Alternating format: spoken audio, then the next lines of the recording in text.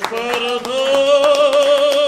damos la bienvenida en este nuevo capítulo, en este nuevo programa que se llama Despertar Radio.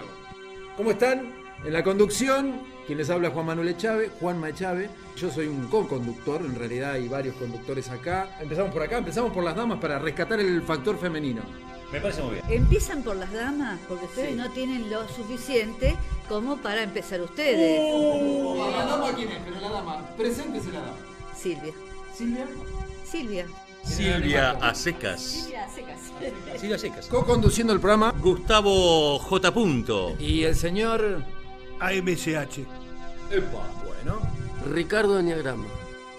Son todos seudónimos. El único que tiene coraje acá de dar el apellido y el nombre es el señor que está hablando en este momento. Bueno, hoy vamos a empezar este programa que es el primero, no es el último, ojalá, Dios quiera, con un tema muy importante que es el tema de la educación.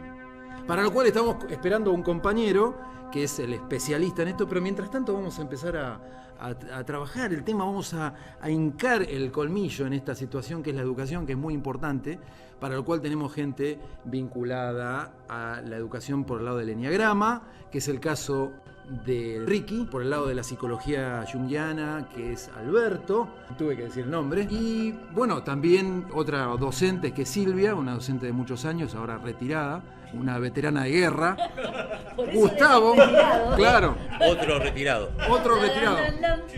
Flamantes jubilados. Tenemos acá el coro de los jubilados retirados. Es decir, hemos salido corriendo de la educación.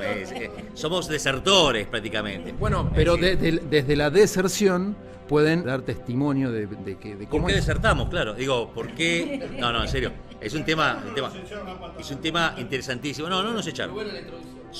A mí solo me echaron de escuelas privadas. Escuelas estatales jamás me echaron. No, es un tema, me parece, clave para toda sociedad. Una sociedad que no se encarga, no se responsabiliza y no se pone las pilas con el tema de la educación. Por favor, no nos quedemos en la crítica, sino también en las propuestas. Claro. Hagamos propuestas. Desde acá vamos a ver cómo podemos aportar algo para despertar, porque casualmente el programa se llama así. Despertar conciencia, despertar ideas, la creatividad, para llegar a un objetivo en común que es lograr cambiar un poco la sociedad y cambiar el mundo. Pero bueno, primero tenemos que cambiar nosotros. Así que, ¿cómo lo ves, Alberto? ¿Cómo ves este tema de encarar la educación y desde qué punto podemos llegar a dar una vuelta de tuerca a todo esto? Se cayó el micrófono, pero se levantó. De ahí no va a caer, más de eso no se cae. Bueno, hablar de la educación me parece que sería hablar del tema central, del cual yo creo que vendrían los otros grandes temas para un cambio en la civilización y en el mundo y en el planeta, ¿no? O sea, la educación es el eje, es el centro de comenzar a trabajar sobre una sociedad enferma. Muy bien, muy puntual, fue de derecho al pecho, bajó la bola y pateó el ángulo, perfecto. Y el señor acá, Ricky, especialista en el enneagrama, que puntualmente abarca el tema de la educación. Recibimos llamados del público, gracias, ahora los atendemos.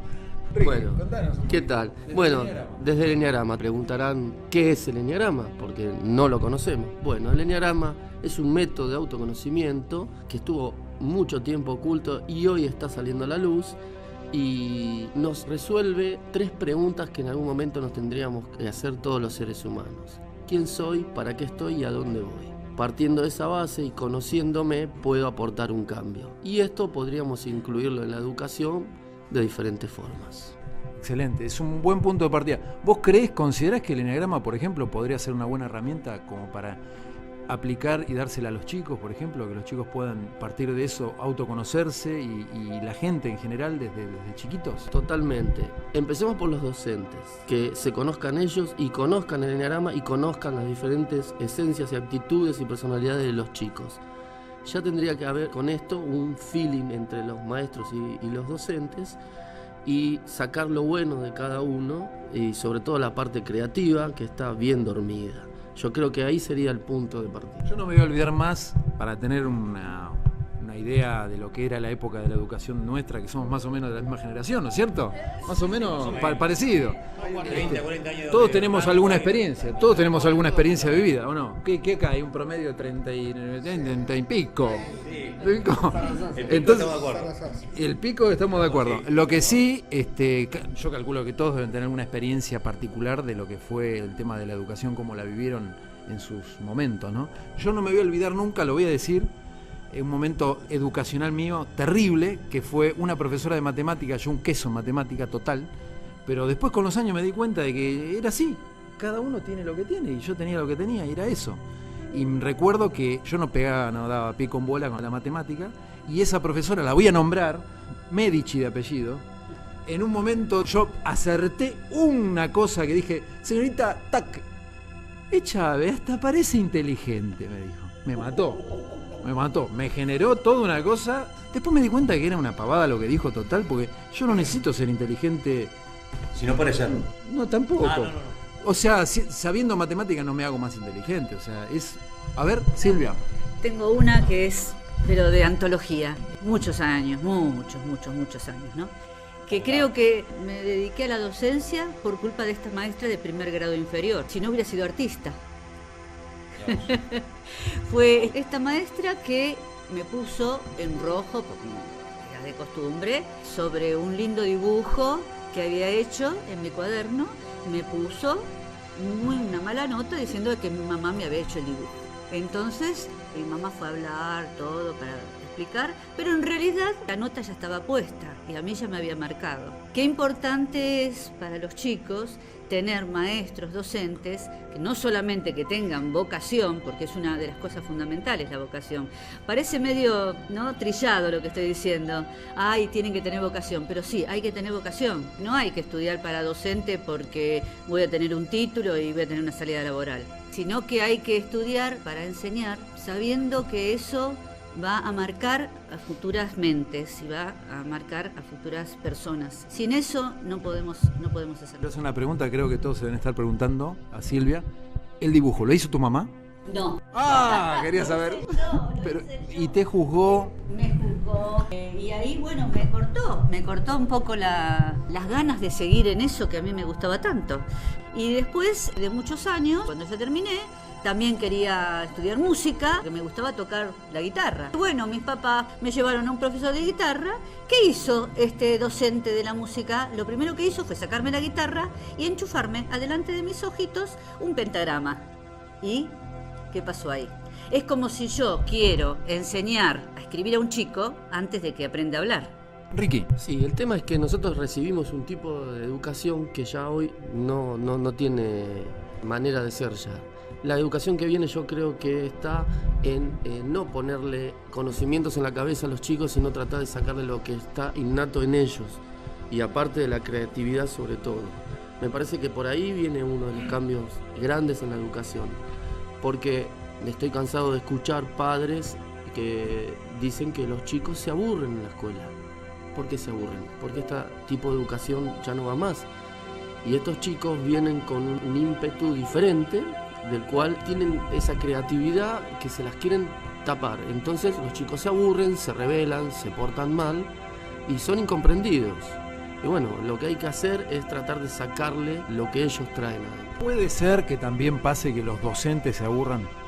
¿Que los docentes también estén cansados y agotados del sistema, de la forma? Totalmente. Es decir, evidentemente hoy por hoy no hay un incentivo para aquel que se dedica a enseñar o a transmitir los conocimientos, porque tampoco hay una preparación adecuada, no hay una modernización en la educación. Estamos en un nuevo paradigma, pero no hay las herramientas necesarias como para cambiarlo, es decir, para introducirnos, para navegar en este nuevo cambio. Entonces nos bajan siempre la misma línea, donde tenemos que cumplir con horarios, con un programa, con un currículum, con notas, y de pronto hay docentes que quieren hacer cambios, pero no le dan el permiso, no le dan el medio para realizarlo, la institución donde trabaje, por ejemplo. Puede ser, a ver, Alberto, si coincidís conmigo, que haya una especie de intención, una especie de, vamos a hablar más del lado conspiranoico quizás, de que haya una intención detrás de esto, de que sea aburrido, de que sea tedioso, de que los chicos no se enganchen, de que se enganchen con cosas superficiales, de que los contenidos no tengan la solidez y el respaldo que necesitamos para que pueda llegar a ser una herramienta verdadera. ¿Puede ser así? Yo creo que el problema es mucho más trágico y más grave de lo que se plantea. Hoy el docente va a contener, no puede ir a enseñar, porque va a contener, no a enseñar. No tiene el apoyo de las autoridades, no tiene el apoyo de los padres. Yo creo que lo que se está tratando de lograr no es educar. Yo a través de los docentes que he atendido, por ejemplo, que han venido a hacer terapia conmigo, la gran mayoría lo que yo siento es una gran frustración. Esa es la palabra, frustración. Hoy el docente siente frustración. Y tiene que ver con el sistema en el cual vivimos, que depende de algo esencial, por eso hablé de la sociedad enferma. Avanzamos mucho científicamente, hemos avanzado tecnológicamente, pero psicológicamente creo que seguimos siendo bárbaros. Pero es así, ahí estoy con mi amigo, sin duda. No, la cuestión para mí, si vamos a plantear este tema, tenemos la oportunidad de hablar de este asunto. Me parece que hace falta plantearlo también desde un enfoque más radical. ¿Qué está pasando con este asunto de la educación? Habla un jubilado después de 28, 29 años de docencia que se jubiló lo más pronto posible para huir del sistema, para no seguir sirviendo al sistema. ¿A qué me refiero? Me refiero a algo que es mucho más amplio. Puede ser que haya conspiraciones, si hablamos en cuestión de política educativa, los 90 fue claro ejemplo de la destrucción sistemática y organizada de la educación, el destruir el nivel educativo de la Argentina. Eso ya está estudiado de mil maneras y podría hacer varios programas hablando solamente de eso. Una cosa más radical, estamos hablando de educación, estamos hablando de la formación sistemática, estamos hablando de escuelas, estamos hablando de algo que baja desde ciertos lineamientos, etc. Por detrás de los lineamientos que cada sociedad, cada país, cada provincia pueda aplicar en su ámbito, en su jurisdicción, hay un tema mucho más amplio y que es sociológico, antropológico, histórico y que es que estamos haciendo a través de la educación, tal como la conocemos, un hiperdesarrollo del hemisferio cerebral izquierdo en detrimento del derecho. Entonces, ese desarrollo exagerado a través de la ciencia positiva como modelo, y esto tiene unos casi 300 años, ¿sí?, es el desarrollo de nuestra porción masculina en el ser humano. Eso me gustaría que el compañero Alberto pueda ahondar un poquito más, porque es un tema psicológico que se observa a nivel sociológico y tiene que ver con, en realidad, 5.000 años de patriarcado, de machismo, en ese modelo, un modelo lógico, que corresponde al hemisferio cerebral izquierdo, se hace ese desarrollo en detrimento, digo, del derecho. Por ejemplo, toda la cuestión artística, acá la nombraba Silvia hace un rato, está marginada, plástica, música, las artes, una materia más. Un chico de primaria no va a repetir porque no tiene expresión artística.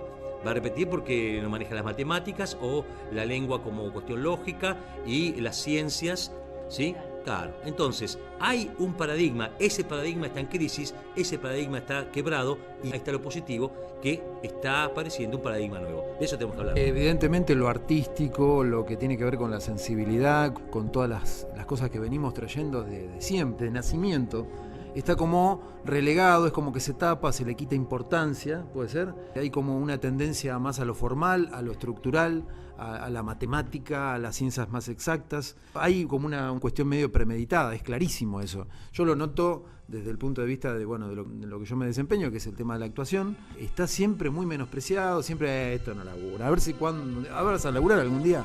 En cambio, cuando es una actividad que tiene que ver con un horario, con una formalidad, con una estructura, es más, digamos, bien visto. Eso es lo que yo observo generalmente. He hecho una observación que no es algo fuera de lo común, es un descubrimiento. Pero cuando arrancamos el colegio nosotros ya tenemos una estructura de un horario, que es una cierta cantidad de horas, tenemos frente a nosotros una persona que nos da una clase, entonces ya de movida estamos frente a una persona que tiene una posición de liderazgo. Y nosotros somos como súbditos. Esa ya es la impronta que tiene el colegio cuando arrancamos. Estamos uno tras del otro, se cumple un horario, hay un recreo, hay un momento de descanso, hay un momento que se trabaja. y nos meten adentro de una caja que es un aula, cuando en realidad, a ver si nos ponemos de acuerdo, en realidad lo que más aprende, y creo que todos aprendimos mucho más, es en un parque, con la naturaleza, en un lugar agreste, con amigos, en una situación de festejo, en campamentos, es cuando más se aprende. Sin embargo, la tendencia es siempre, en lo que tiene que ver a la educación, es meter a la gente en cajas y adoctrinar con libros que están específicamente direccionalizados hacia un punto. Así. No sé si me explico en lo que vamos. Y tiene que ver con una cuestión muy marcial. Invito a los oyentes... Eso está estudiado ya. El modelo es un modelo militar. Los chicos, por ejemplo, se los uniforman, ¿no es cierto?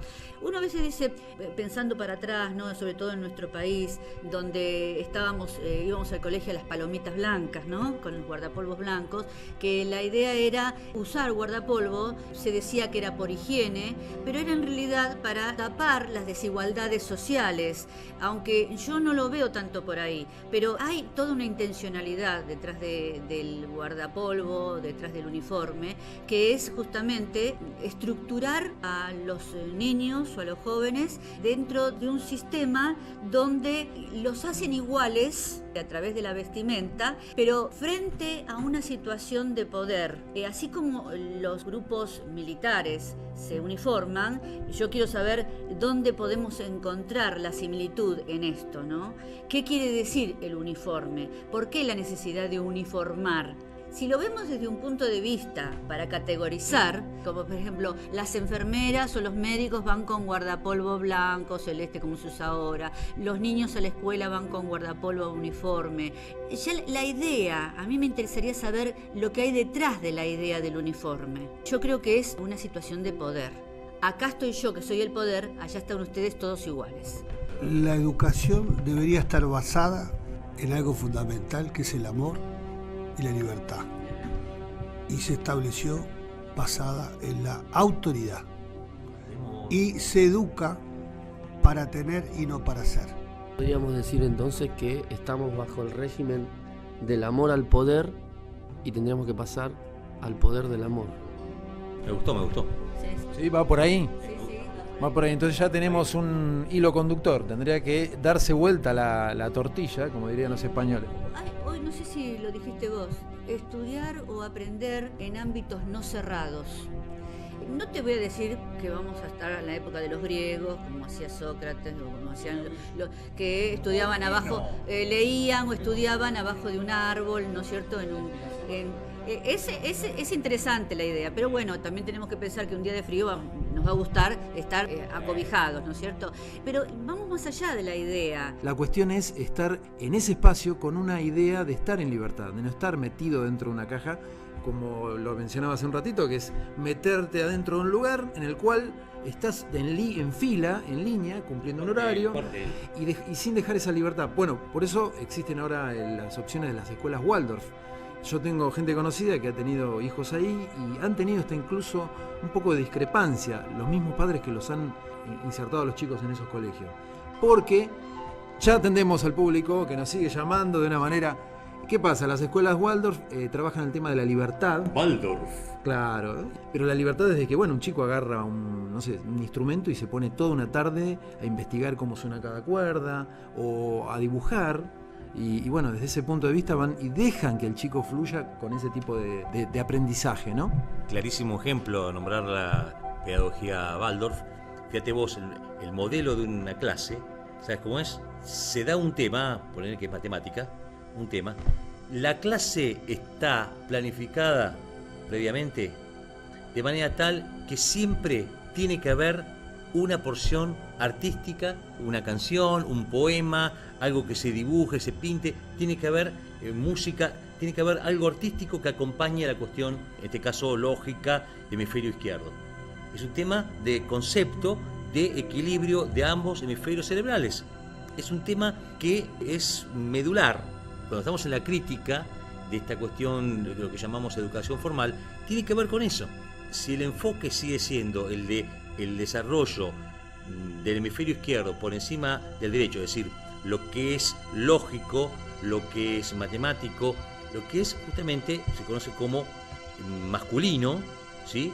En detrimento de lo femenino, ahí está el asunto. Y esto tiene ribetes, consecuencias mucho más amplias que la cuestión mera de qué se está enseñando en la escuela. ¿Qué pasa después? El después es el que vivimos nosotros hoy en día, que tenemos que volver a ser niños o tener que volver a buscar el niño interior y sanarlo para poder trabajar en eso. Ahí está el tema. Nosotros como terapeutas tenemos el trabajo de sanar en los adultos esa mala infancia, esa mala educación, esa falta de valores y todos los desastres que causa la sociedad en el niño. Entonces, ¿por qué no hacerlo bien de entrada? ¿Por qué no educar como se debería educar? Y todo esto tiene que ver con otra cosa que va más allá, que es mucho más profundo, que es con el poder del patriarcado, que es lo que maneja absolutamente todo, no solamente la educación, sino la salud, los alimentos y todo lo que ya sabemos. Hay una tendencia, evidentemente, hay un deseo de poder controlar, hay un gran titiritero, acá me está marcando con los deditos Alberto, hay un titiritero, pero después de todo, bueno, Una gran manipulación. si no hubiera gente que está así, no tendrías laburo, Alberto. Sí. Sí, me voy a remontar y hoy en día lo puedo vivir, lo he vivido con mi nieta. En el jardín de infantes es como que nos dan una chance. Uno ve en los jardines de infantes donde los alumnos están uniformados, que yo los sacaría, pero están sentados en mesas, comparten, está el ímpetu de la creatividad, del juego, todo. El tema, y lo he hablado con la directora del jardín de mi nieta, que la conozco, fue maestra de mi hija, dice el tema es el paso a la primaria. Claro. Y ahí está el quiebre. Ahora, estamos haciendo todo un panorama. Empecemos a tirar ideas cómo solucionarlo. Obviamente, primero tenemos que ser realistas, ver, observar la realidad y ahora planteemos soluciones a esto. ¿Cómo lo solucionamos? ¿Desde qué punto? ¿Qué aportamos cada uno de nosotros? Tiene que haber una coherencia del paso de un nivel a otro nivel educativo. Es como si estuvieran estancos los niveles, ¿no? La idea sería que la educación tenga un hilo conductor. Si estamos ponderando por ahí el jardín, yo creo que el jardín de infantes es el último baluarte de educación coherente que tenemos. Pero el concepto está allí, el salto está allí. A partir de primer grado se empieza a hacer el desarrollo del hemisferio cerebral derecho, perdón, izquierdo. La lógica por encima de la creatividad. Y empieza a ser lo creativo, la parte artística pasa a ser una materia pequeña allí, casi un complemento. Se tiene que darle importancia a lo artístico, el desarrollo del hemisferio derecho para acompañar al otro. Pues ya está instalado, porque después ya el mundo del trabajo depende de esta formación que es cientificista, que es tecnologicista y que es el punto más fuerte de los últimos 300 años de un periodo de 5.000 años. Acá se está hablando de que lo único que queda como bastión de la educación es el jardín de infantes. Muy bien, porque ahí se ve la creatividad, como dijo Gustavo, es decir, se prioriza, es decir, lo lógico y no lo creativo. Y se prioriza justamente por algo, porque dividir para gobernar. Es decir, todo esto es una gran estrategia política y social para lograr un efecto determinado de capitales e intereses que hay más allá. La educación no interesa. De todos modos, yo pienso y siento que hay mucha gente que trabaja en silencio y quiere un cambio y que buscó por todos lados cambios tradicionales que no le dan resultado. Mi aporte, como el aporte de los que estamos acá en la mesa, sería armar grupos pequeños que se vayan en expansión con terapias holísticas diferentes. De todos modos, yo lo he visto en grupos, en un curso intensivo de Enneagrama el año pasado, con docentes de Córdoba que han hecho a los chicos del jardín meditación, arte, terapia, como acá está el maestro, y bueno, van notando el cambio, los chicos están más serenos, más tranquilos, hubo respuesta de los docentes, hubo respuesta de los directivos y hubo respuesta de los padres. Bueno, apostemos a eso. En la facultad de Harvard hoy meditan y durante años se rieron y tomaron el pelo a toda la gente que hace ese tipo de cosas. Hoy lo hacen porque no les queda otra. Ese es el tema, no porque quieran cambiar la sociedad. Ricky. Mi pregunta sería entonces, para integrar el hemisferio izquierdo con el derecho, ¿tendremos que despertar desde el corazón? Yo creo que el secreto o la llave está en lo que decía hoy, que es el amor consciente. Pero fundamentalmente lo que hay que trabajar es el self, lo que llamamos la conciencia. Si nosotros logramos trabajar el self, la conciencia, desde ese lugar se puede lograr un equilibrio, y ahí habría que definir qué entendemos por conciencia desde lo psicológico y si hay o no un estrato dentro de la conciencia a un nivel más profundo, que es lo que se llama el espíritu y el alma. No se habla de esta cuestión que va más allá de la personalidad, que es el ser. Entonces, cuando hablamos de la conciencia, tenemos que hablar de algo que tiene que ver con lo ético, no con lo moral, porque lo moral es lo que nos da la educación, lo que nos va nutriendo nuestros padres, lo que nos van dando nuestros padres, se va formando la personalidad del individuo, ¿sí? Pero lo ético ya está implícito en el hombre dentro de su conciencia. Y los nuevos paradigmas, justamente, lo que nos vienen a traer es eso. Pero eso es lo que se nos está vedado. Eso es lo que se critica, lo que no se permite, lo que se juzga y lo que se ha manejado mal a través de las religiones. Y una cosa es ser religioso y otra cosa es ser espiritual. Hay una gran diferencia ahí. Por eso Jung, cuando le preguntaba si creía en Dios, él decía que no creía en Dios, sino que él sabía de Dios. Entonces lo que tenemos que revisar para hablar de temas de conciencia es ir a algo mucho más profundo, que tiene que ver con esta parte que ha sido cortada o no permitida de transmitirse como una verdad, y siempre se le busca a esta cuestión de la espiritualidad ponerle un manto de oscuridad, como se viene haciendo con otros tantos temas como es la vida extraterrestre, y bueno, y estaríamos ahora hablando de todo lo que se tapa, se oculta. O sea, la humanidad vive una gran mentira. Realmente nos mienten, desde el poder nos mienten, esa es la cuestión. Nos mienten y nos usan y nos utilizan, esa es la gran verdad, así de sencillo. Lo que dice Alberto es interesante, porque justamente los sistemas de poder utilizan a la educación como una herramienta para el dominio. Entonces, los que estamos acá, que ya estamos, que no podemos volver atrás, los que estamos, partir de aquí en más, con todo lo que podemos, a través del amor y la libertad, marchar hacia el futuro, ¿no? Tenemos que fijarnos de aquí en adelante cómo hacer con los jóvenes que se aparecen, que se nos vienen encima y que están ávidos por un cambio, por algo distinto. La idea es promover el cambio en los jóvenes que se nos acercan, abriendo cabezas. Si somos profesores, dar la oportunidad que investiguen en libros no solamente ortodoxos, sino heterodoxos. Es decir, yo doy historia, a mis alumnos les digo, bueno, todos estos autores son los ortodoxos, es lo que están alineados con la escuela de historia, y todos estos autores son heterodoxos, es decir, que se atreven a hablar de lo que a los demás les parece ilógico, como por ejemplo, ¿por qué las líneas de Nazca no tienen una explicación a través de la Escuela Científica de Historia? Y bueno, debe haber otra causa.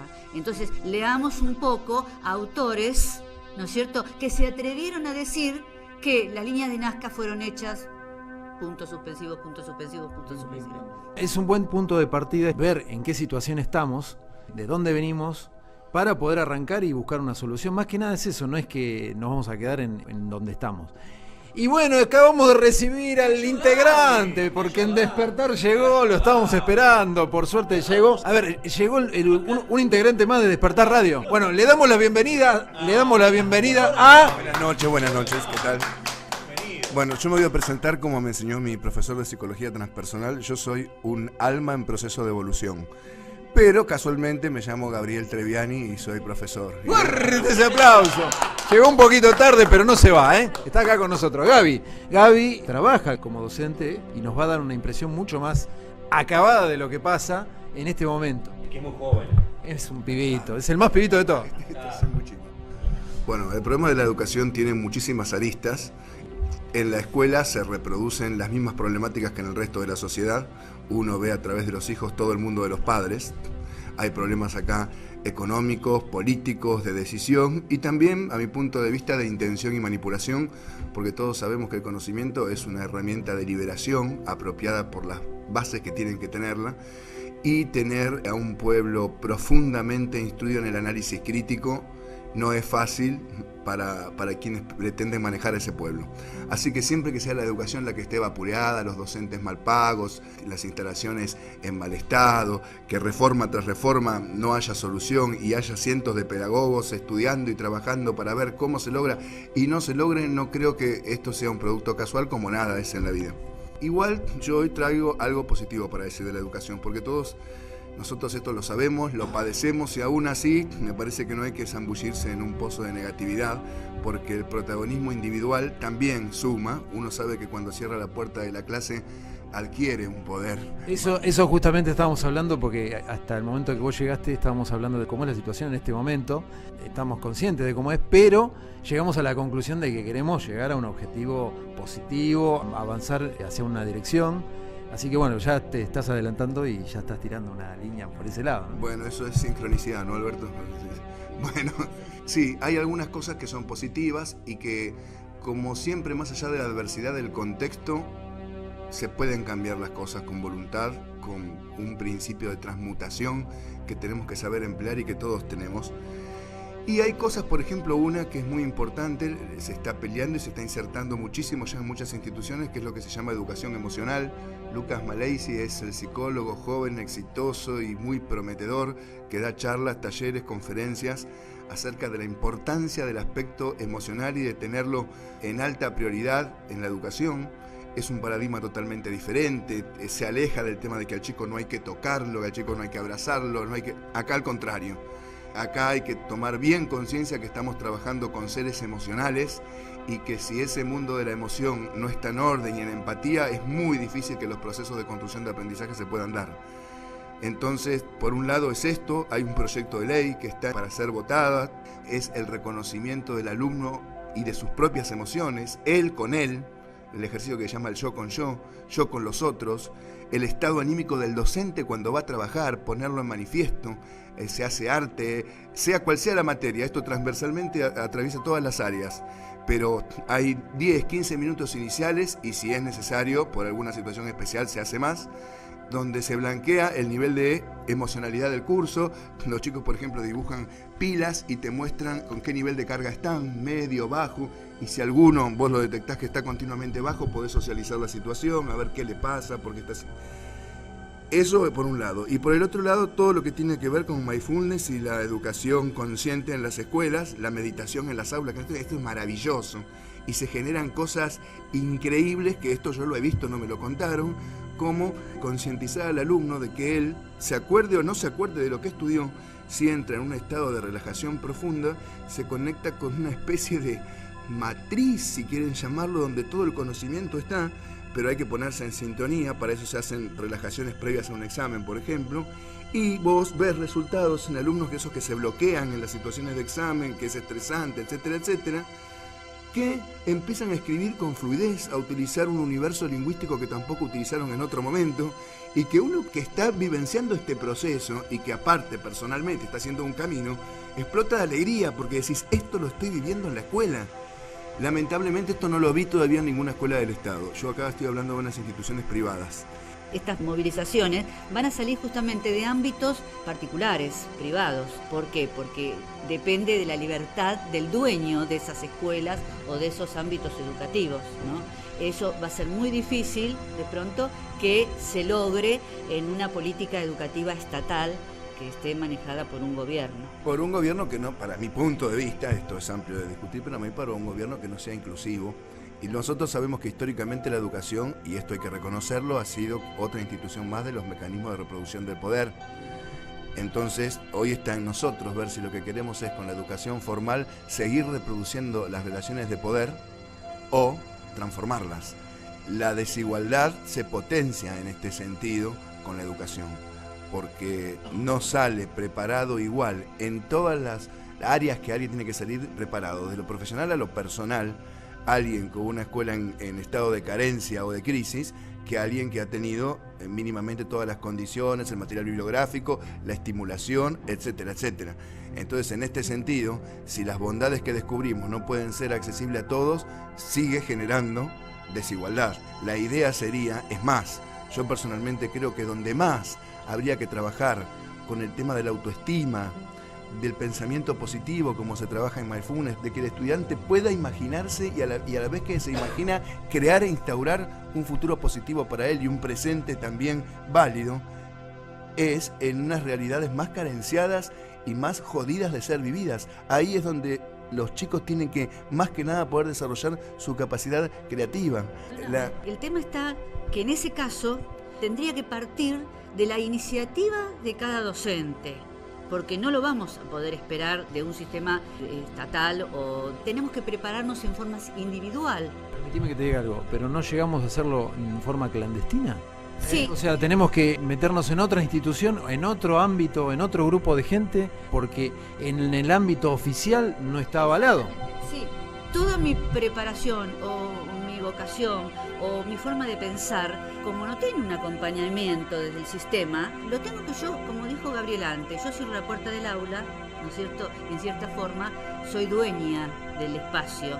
Entonces ahí, ya que tengo esa posibilidad de ser dueña del aula y aprovechar mi espacio, ahí yo puedo por debajo meter mi forma de dar una clase, mi forma de educar a través de un trato consciente, amoroso con los alumnos, una comunicación más espiritual, una información alternativa, una respiración consciente antes de un examen, cosa que yo he hecho hace años y nadie se enteró jamás, ¿no es cierto? Porque lógicamente, si no iba a ser la loca que le hacía respirar 5 minutos a los alumnos antes de dar un examen para que no estén asustados. Sí, a ver, yo lo que veo que hoy hay una flexibilidad mayor de la sociedad también para esto. Pero con respecto a esto que dijiste de lo clandestino, vamos a referirnos al autor Castoriadis cuando habla en su libro Genealogía del Poder. Él dice que hay dos fuerzas en la sociedad, lo instituido y lo instituyente.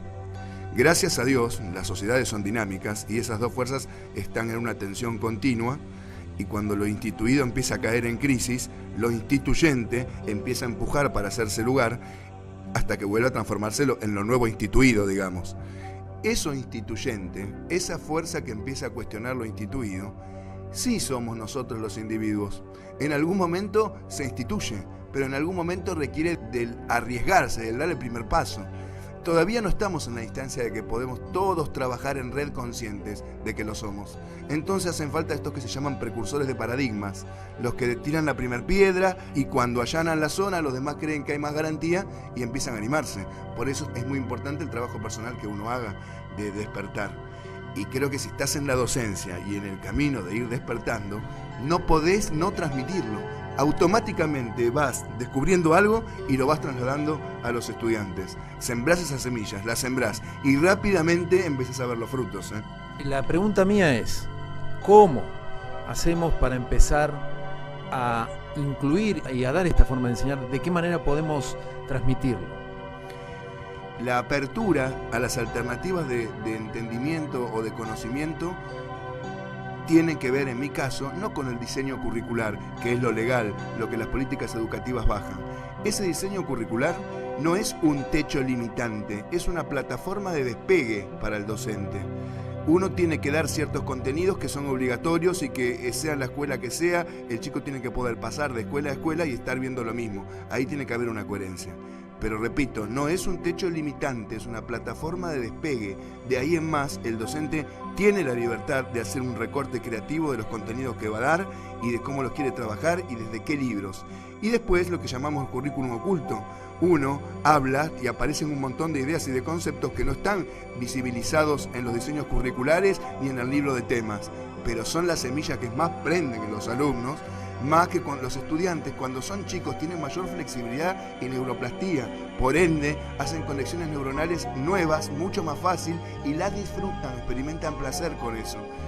Yo quiero hacer una reflexión en voz alta, ¿no? Que la otra vez me quedé pensando en mi soledad conmigo mismo, los diferentes medios te tiran encuestas que la tasa de mortalidad más grande es tal enfermedad, tal cuestión, tal cosa. Pero hay una que nunca la dicen porque no les conviene y yo creo que es la más alta, que es la ignorancia. Somos siempre ignorantes. Acá ustedes que son los docentes y lo que se tiró en la mesa hablaron de rigidez, hablaron de cumplir, cumplimiento. Cumplimiento es cumplo y miento. Rigidez, la rigidez nos lleva a quebrarnos. Yo creo que hay algo fundamental que es el despertar de la conciencia y el autoconocimiento. Y una de las propuestas que tirábamos era que docentes como vos vayan implementando su ímpetu dentro de un sistema que te baja líneas, pero vos con tu creatividad armar debates, armar que vos mismo lo acabas de decir, que los chicos se integran, o sea, que haya un ida y vuelta, que salga esa rigidez que hablábamos hace un rato de todos adentro de una caja, todos uniformados, todos con reglas, y lo que decíamos anteriormente, que hay chicos, o la mayoría, que le tenemos que no meter cosas en la cabeza, sino tratar de sacarle lo que ellos ya tienen. Me parece que por ahí va la mano. Sí, y no censurar en el aspecto de lo que ya tienen con el acervo que ya traen, porque muchas veces, bueno, hacen las cosas de una determinada manera y el profesor o el docente lo censura, lo quiere cambiar, lo quiere modificar. Uno tiene que mirar a la institución históricamente. La educación pública es creada en el siglo XIX, en el momento de coagulación del Estado burgués, para establecer una clase de relaciones de poder que es con la burguesía a la cabeza, que aún no siendo noble, va a tener el poder económico y político, que quiere sacar a la sociedad de lo que fue el antiguo régimen, donde lo religioso, las monarquías de origen absoluto, justificaban las relaciones de poder.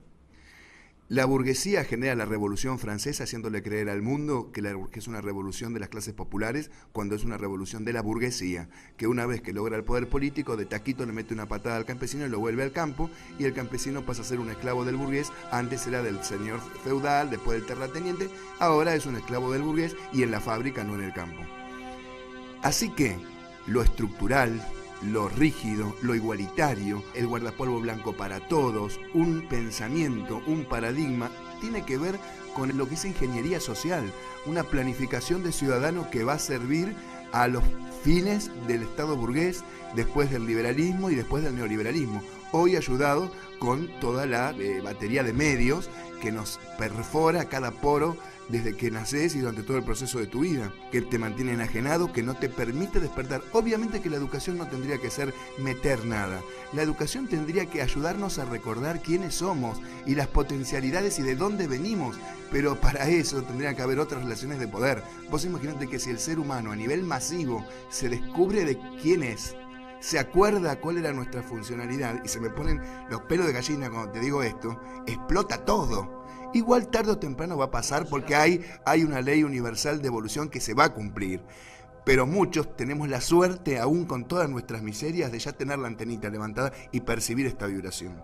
Y si la vida nos puso en este camino de ser formadores, a medida que nos formamos, porque la verdad que aprende mucho más uno, creo, de los chicos y de los estudiantes que lo que uno puede darle, ahí creo que tiene que ver con nuestra función en la vida. No estamos acá casualmente. Creo que esa es nuestra perla, más allá de los contenidos exactos que vos tengas de geografía, yo de historia, etcétera, etcétera. Acá está para mí lo trascendente de nosotros. Ya estamos casi en los finales del primer programa de Despertar Radio. Alberto, ¿qué nos querés decir? No, me hizo acordar Gaby a una frase de radio muy vieja que decía: no estamos solos. ¿Se acuerdan? Solos en la madrugada. No estamos solos. Yo creo que no estamos solos, que el universo es algo viviente, que está con muchas cosas por emitir hacia acá.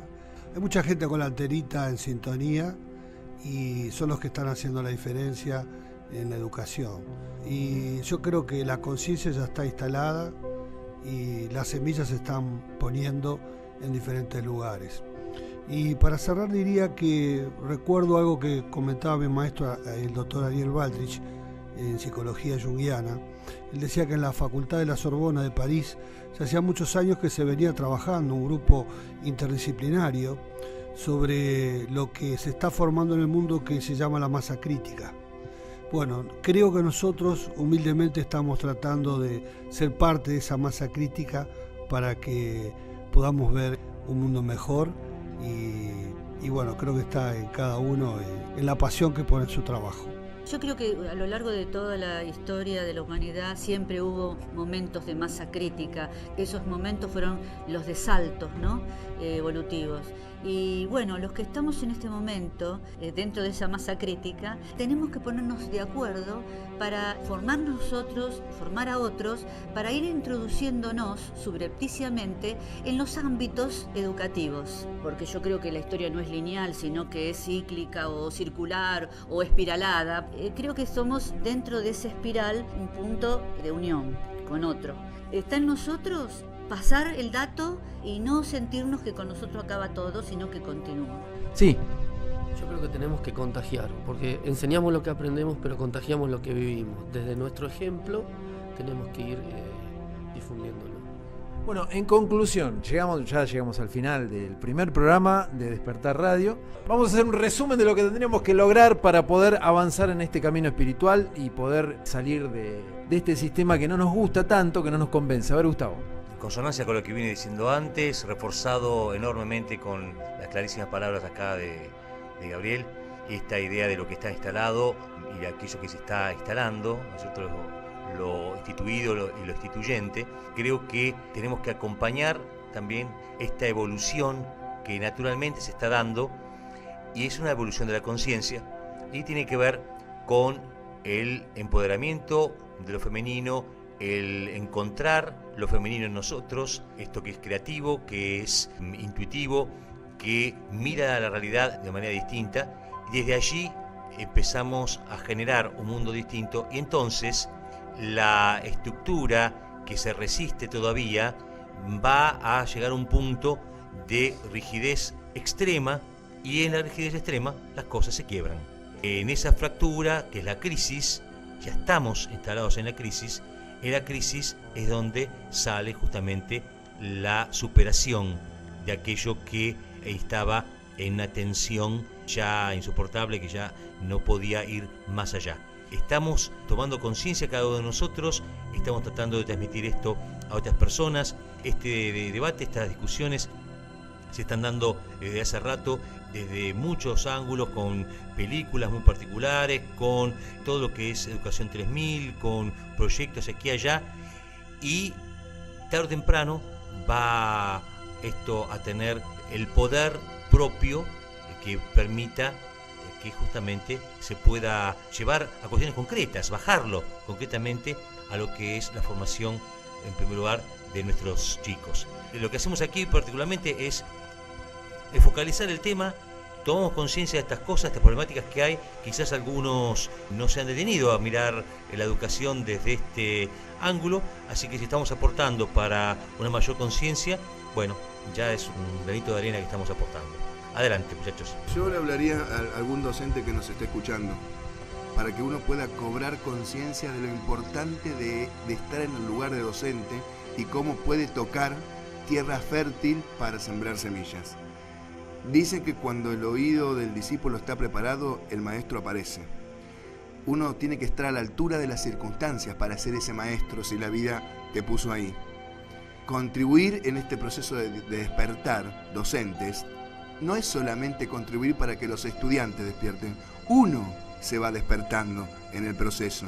Lo aprende en la medida misma que también lo va comunicando. Rompan ustedes estructuras. Rompamos nosotros las líneas de pensamiento y las categorías de análisis tan típicas, limitantes y chatas que tenemos. Hagamos esa autocrítica. Estamos todos en situaciones económicas jodidas, eso es verdad, atravesando momentos políticos donde la educación está totalmente mal valorada, y eso también es verdad. Pero esto responde a otra lógica que es superadora de todo esto, que es circunstancial, en este proceso inmenso del que estamos hablando, que es universal aparte.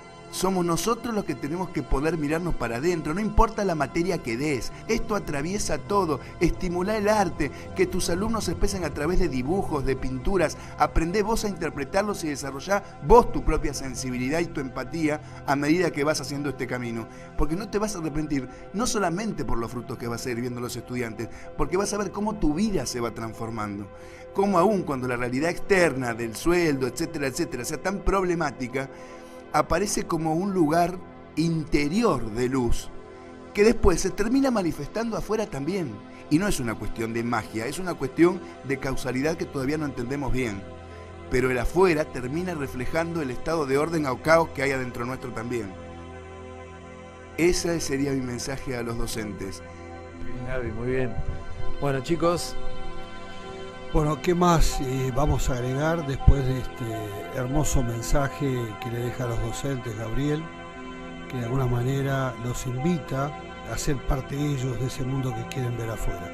Solo una cosa más como para agregar y dejar abierto para próximos encuentros. Estamos hablando mucho de la educación, cómo está instalada, cómo puede ser distinta, cómo ha sido, etc. Hablamos de los docentes, pero nos falta lo fundamental. ¿Qué pasa con los estudiantes, con los alumnos? ¿Quiénes son los que están recibiendo esta educación que estamos cuestionando o esta propuesta que estamos nosotros tratando de aportar?